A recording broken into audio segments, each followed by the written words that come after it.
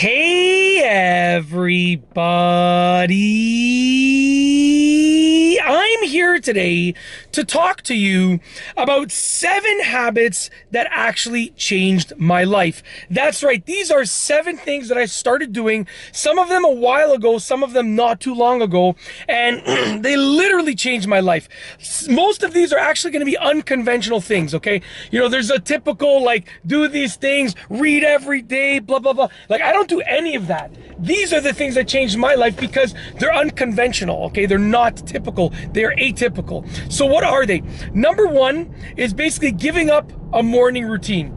You know, I see all of these successful people talk about their morning routines, and I'm like, that's fantastic. But like, literally, for myself, my prime energy is in the morning, okay? Right after I have like my first sip of coffee, that's when my prime energy is. And if I have a morning routine that takes me half an hour, then guess what? I burn through that prime energy doing nonsense, right?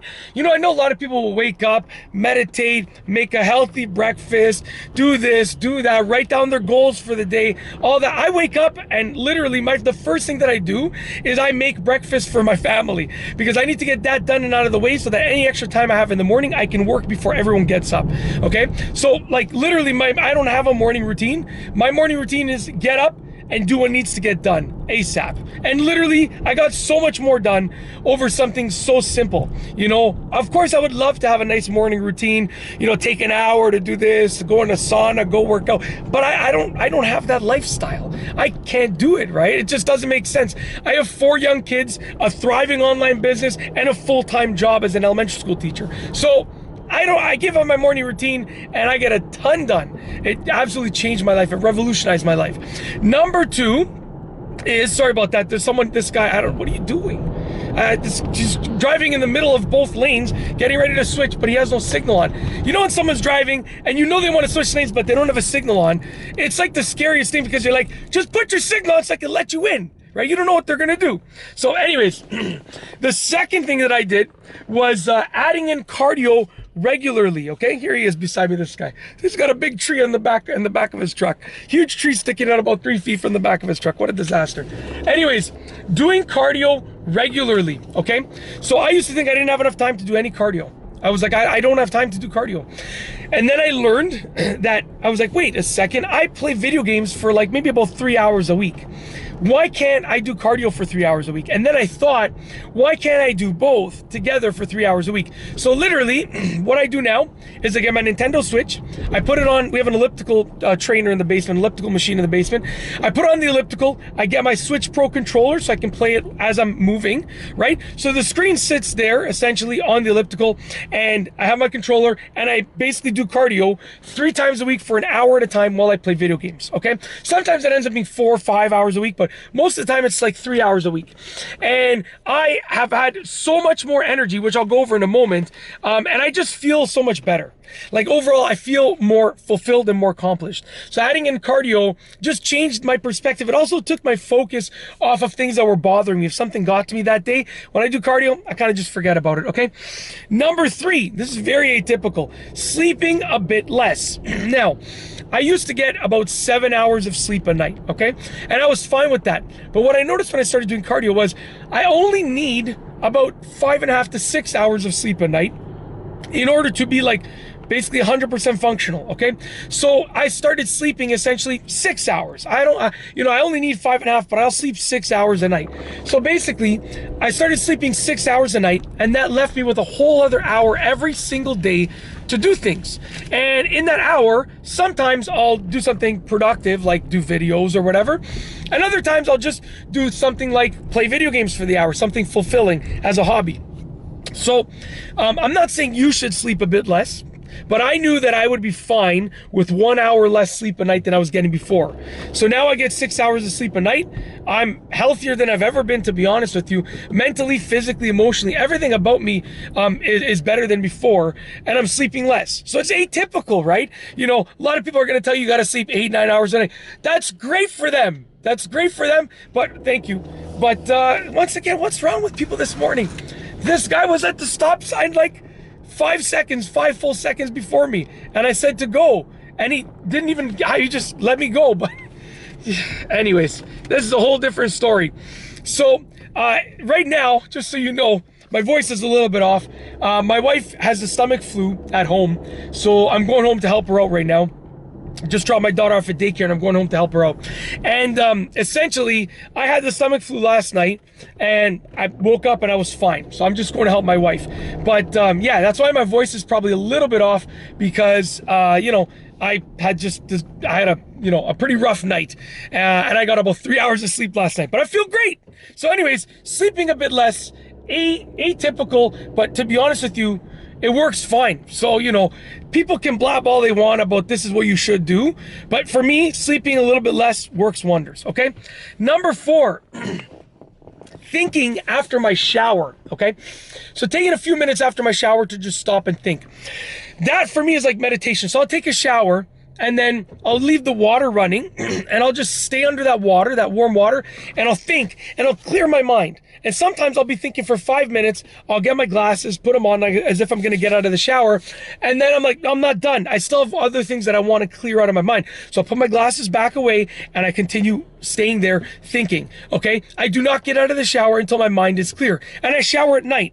So what that means is that when I'm done my shower, I'm absolutely clear-minded. And I always shower after I've done all my work. So if there's any work to do, housework, video work, teaching work, I always do everything first before I shower. Sometimes I'll shower at 8 o'clock because I'm done early. Sometimes I'll shower at midnight because I'm done late. It all depends. But basically, when I come out of that shower, my mind is 100% clear. Okay? I think I'm hitting all the points. If I miss one, I do apologize. I'll go over them at the end once again. Number 5, because number 4 was thinking after my shower. Number 5 is organizing the things that I can. Okay? And in an ideal world, I would be able to organize everything. But I have 4 young kids, so the house is constantly a disaster, right? It's just what it is. You know, when it comes to having kids, and by that I mean like there's toys everywhere, right?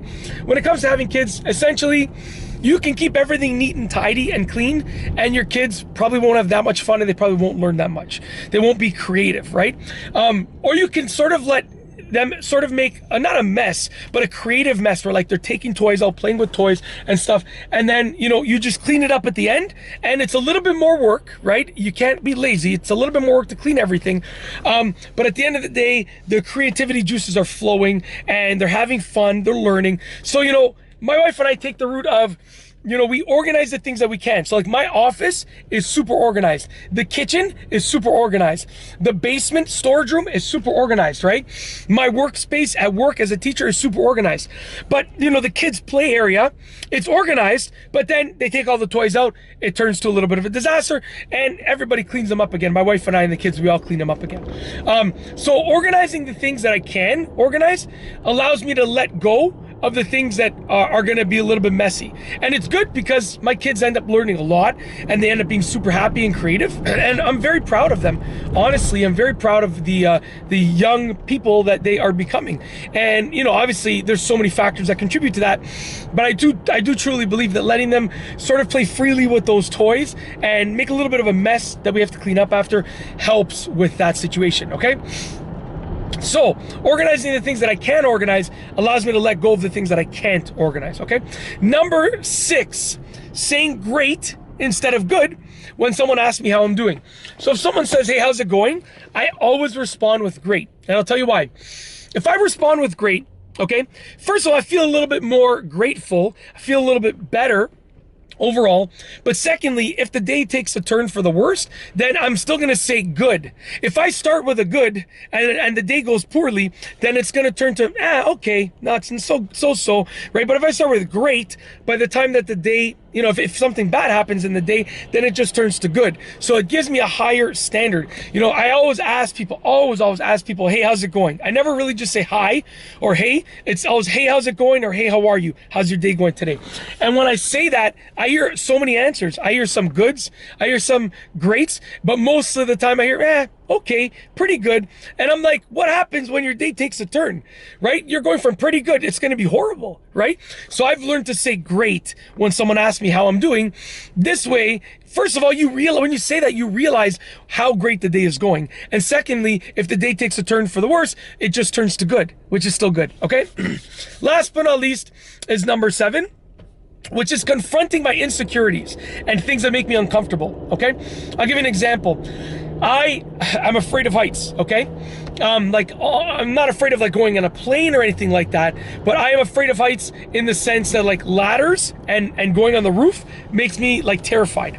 So at our old house, you know, I could put up the Christmas lights fine because the roof, the top of the roof was only a certain height. But at this current house that we bought about 2.5 years ago at the time of filming this, the roof is higher, and to some of you this might not be anything, but it's about 21 feet in the air. And the old house was probably only about like 17, 18 feet. So what are you doing? What are you doing? Buddy! Put your signal on! This guy just cut me. Oh my gosh. That's a hazard to the rest of the people on the road. He just cut in front of me, no signal, and just stopped in front of me. Okay, anyways, sorry. I do apologize. See, I was great. Now I'm like pretty great, right? So you get what I'm saying? This is just, you know what? I haven't filmed while driving in a while. Most of the videos I've been doing recently are stopped. So you probably haven't seen me honking or telling someone to use their signal in a while, but it still happens. All right, anyways, what I did was I got the ladder and I got it in place, and I was terrified. I could go up to like the upper windows, which were a few feet from the roof, but I couldn't go to the roof. I was just, even like to reach my hand up there, I was scared. Couldn't do it. So I got the ladder, and what I did was like exposure therapy. So I went up and down, up and down, up and down. I would go up like 6 rungs and then go down 6 rungs. Then I go up 7, go down 7, go up 8, go down 8, blah, blah, blah. And eventually I was able to touch the roof, and I'm gonna work my way up to the point where I can hopefully just like actually climb onto the roof. So, you know, by realizing that I have insecurities and by realizing that I get uncomfortable and I can confront those things, it puts me in a better position, excuse me, to accomplish more. Because most of the time, I don't know what that was. There's a truck in front of me, stuff's flying off. You know when you get a truck and I think it's got garbage in, the stuff's flying off the truck, and something just went under my truck. So I don't know. I think it was just a piece of garbage, like a cardboard piece or something. I heard it, but I'm pretty sure it's just cardboard. Yeah, it's a cardboard truck. Anyways, back to business. By confronting my insecurities and my things that make me uncomfortable, it allowed me to be overall a better person, because most of the things that hold us back are the things that make us insecure and uncomfortable. When we overcome those things, you become a better person, a limitless person, right? So that's it. Those are the 7 things. I'm gonna go over them just as a recap. This video was a lot longer than I thought. I thought it was gonna be, you know, like 6 minutes, maybe 7 minutes. It's a lot longer than I thought because I had a lot more to say than I had anticipated, but hopefully you enjoyed it. So number 1 was giving up a morning routine.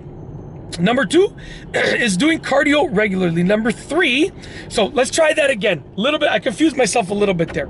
Okay, one more time, because I'm not gonna throw this video out in the garbage. You know, I jumped around a lot, but we're gonna recap one more time.